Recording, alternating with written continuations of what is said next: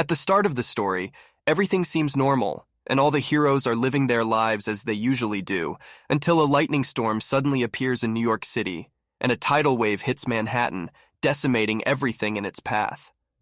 At Xavier's academy, the professor falls over in his chair. Cyclops and Wolverine rush into his room to check on him. Kurt, Hank, Allison, they're gone.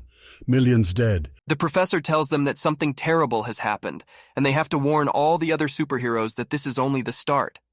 He reveals the location of the man responsible for all this destruction, but warns everybody that this person does not fear their arrival, and he has planned this whole thing out. You have to stop him. You have to stop Magneto. Yes, bring them, Charles. Bring everyone so I can tell them myself.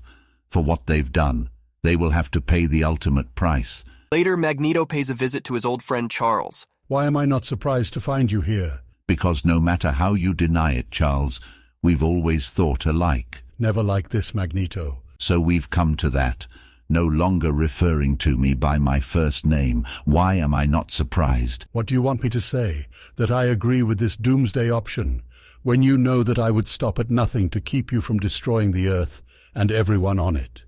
And for what revenge? Because your children Wanda and Pietro were murdered? My children's deaths merely opened my eyes. Magneto tells Charles that humans have done nothing but destroy this planet, and when God didn't like what he'd created, he destroyed humanity in 40 days and 40 nights. I will do it in 3. They will hunt you down, and I will lead the charge. No matter what good you think you are doing, you'll only be remembered as a madman.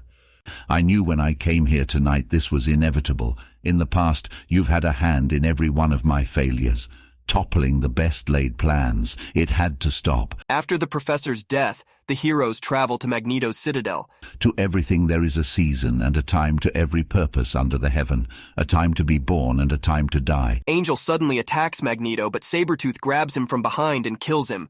As Magneto is trying to flee, Valkyrie shows up demanding Thor's hammer, and when Magneto attacks her with the hammer, she cuts off his arm.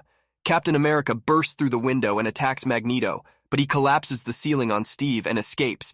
As he's trying to flee, he runs into Cyclops, Phoenix, Wolverine, Storm, Hawkeye, and Iron Man. And God said unto Noah, The end of all flesh is come before me, for the earth is filled with violence through them, and behold, I will destroy them with the earth. Wolverine attacks Magneto, this time not holding back as he is not afraid to die. You've murdered millions of people, humans, heroes, villains.